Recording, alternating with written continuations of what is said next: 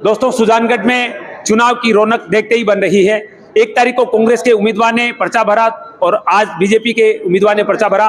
तो आरएलपी ने टिकट देने में देरी की है, लेकिन सुजानगढ़ से उन्होंने सुजानगढ़ के दिग्गज नेता, क्योंकि पहले कांग्रेस के बड़े नेता रहे हैं, सभापति रहे हैं, उपसभापति रहे हैं, वर्तमान में पति पत्नी दोनों पार्षद भी हैं, और आरएलपी के सुप्रीमो हनुमान बेनीवाल ने बाबूलाल कुलदीप पर भरोसा जताते हुए, क्योंकि टिकट की दौड़ में 2-3 लोग शामिल थे, सीताराम नाइक भी काफी प्रयास कर रहे थे, सक्रिय थे, लेकिन एक बड़े नेता के रूप में उनको टिकट प्रदान किया गया है। इस समय बाबूलाल कुलदीप हमारे साथ हैं, साथ में हम देखें दोनों पार्षद है, पति पत्नी दोनों मौजूद हैं। बाबूलाल जी, सबसे पहले हम आपको बधाई देते हैं, आरएलपी के उम्मीदवार के रूप में आपको टिकट मिला है।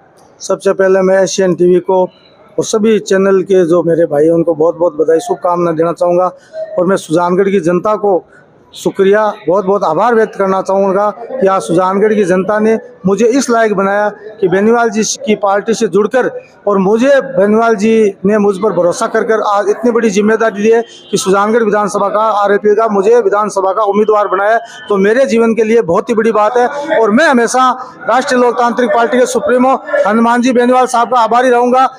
जब तक मैं पार्टी में हूँ, हनुमान जी बेनीवाल साहब हूँ, तन मन धन और ईमानदारी और निष्ठा से हनुमान जी बेनीवाल के आदेशों की पालना करूंगा। और सुजानगढ़ विधानसभा क्षेत्र की जनता जिस तरह से मुझे 20-25 साल से पार्षद के रूप में, सभापति के रूप में, उपसभापति के रूप में, दोनों पत्नी पत्नी अभी पार्षद है, जनरल वार्ड से मैं जीता हूँ, तो सुजानगढ़ विधानसभा की जनता का मुझे अपार आशीर्वाद और प्यार है। और आने वाली जब 25 तारीख को वोटिंग होगी, तो मुझे लगता है कि आने वाले, जब 1980 में इतिहास रचा गया था, ऐसी जो जनता की भावना, ऐसी जो आज टिकट लेके मैं सुजानगढ़ की धरती पर मात्र शक्ति पर आया हूं, तो मुझे ऐसा लग रहा है कि 1980 का इतिहास दोहराया जाएगा। 1980 याद, अपने गुरु को याद करें। मेरे वो गुरु है रामदेव जी ढाका, मेरे गुरु थे। मास्टर मोहनलाल जी मेरे गुरु थे, राजनीतिक गुरु है। अब मेरे बड़े भाई हनुमान जी बेनीवाल राजनीतिक गुरु है। जो सामने होता है वही राजनीतिक गुरु होता है, और मैं इनकी आदेशों की पालना करूंगा। और हनुमान जी बेनीवाल मुझे छोटा भाई मानकर इतनी बड़ी दिल करके मुझे आशीर्वाद दिया है। आपको पता होगा, सीताराम जी नाइक साहब हमारे सबसे वरिष्ठ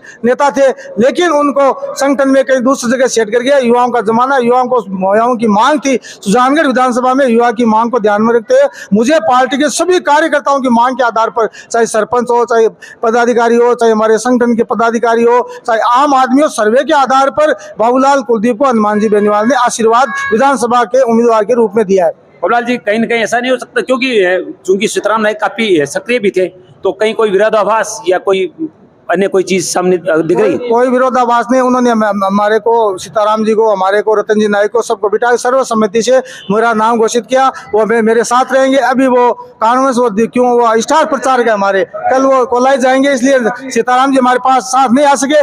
चुनाव में कंधे से कंधा मिलाकर गाँव ढाणी 36 कौम का वोट मांगेंगे। विधानसभा क्षेत्र सुजानगढ़ आरएलपी 25,000 वोटों से जीत के जाएगी। जिस तरह से 2.5 साल में भ्रष्टाचार और चरम सीमाएं लाएंगे गई, कांग्रेस का राज हो चाहे बीजेपी हो, बीजेपी के नेताओं ने जिस तरह जनता की भावनाओं के साथ खिलवाड़ किया, और कांग्रेस के विधायक ने जिस तरह से भ्रष्टाचार की मुहिम नगर परिषद के माध्यम से हो, चाहे पीडब्ल्यूडी के माध्यम से हो, सभी क्षेत्रों में ऐसा लगता है कि प्रशासनिक तंत्र को विधायक ने ठेके पे दिया। उसका मुंह तोड़ जवाब देने वाली है 25 तारीख को।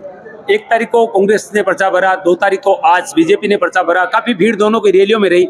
आपका क्या प्लान है, कब पर्चा भरने का और किस तरह से होगा? देखिए, हनुमान जी बेनीवाल साहब का सुजानगढ़ का पर्चा भराने में आने की पूरी संभावना है। वो कल हमें बताएंगे कि 4 तारीख को, 5 तारीख को पर्चा भरेंगे। 5 तारीख तक हम पर्चा भरेंगे। पर्चे में हमारी राष्ट्रीय लोकतांत्रिक पार्टी सुप्रीमो हनुमान जी बेनीवाल, जो युवा दिलों की धड़कन है, जिस गरीब को गणेश मानकर सेवा करने वाले, तो सुजानगढ़ विधानसभा की जनता चाहती है कि हनुमान जी बेनीवाल की उपस्थिति में पर्चा भरा जाए। तो हम सब भावनाओं की, जनता की भावनाओं की कदर करते हुए बेनीवाल साहब से टाइम लेके और पर्चा भरेंगे। और जिस तरह आप देख रहे हो कि जनता में कितना, युवाओं में, महिलाओं में, 36 कौम में कितना जोश है, मुझे ऐसा लगता है कि मेरे जीवन में 22 साल की राजनीति में मैंने ऐसा हर्ष और उल्लास, विशेष तौर से माइनॉरिटी में, शेड्यूल कास्ट में, 36 कौम में, ओबीसी में माइनॉरिटी आज बढ़ चढ़ के जो हिस्सा ले रही है, वो कांग्रेस और भारतीय जनता पार्टी का खात्मा करने वाली है।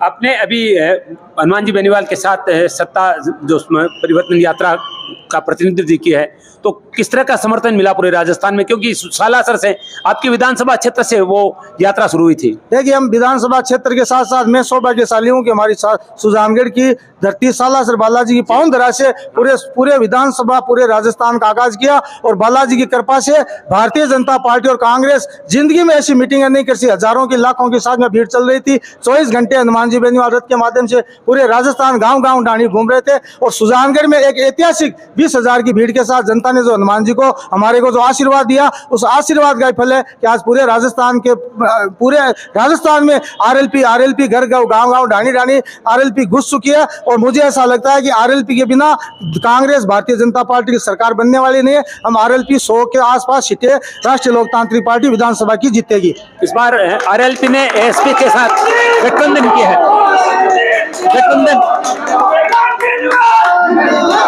एएसपी के साथ जो गठबंधन है उसके बारे में क्या कहेंगे? देखिए, एसपी जो एससी की है, जो अपने भीम आर्मी है, वो दोनों हिंदू मुस्लिम सिख ईसाई भारतवासी भाई भाई सभी धर्मों को मानकर चलने वाले राष्ट्रीय लोकतांत्रिक पार्टी के हनुमान जी बेनीवाल ने हिंदू मुस्लिम सिख ईसाई भारतवासी भाई भाई नारे के साथ चंद्रशेखर आजाद और हनुमान जी बेनीवाल गांव गांव ढाणी ढाणी सरकार बनाने के लिए इस कांग्रेस और भारतीय जनता पार्टी को घर भेजने के लिए कुछ भी कर सकते हैं। जनता का आशीर्वाद लेने के लिए रात और दिन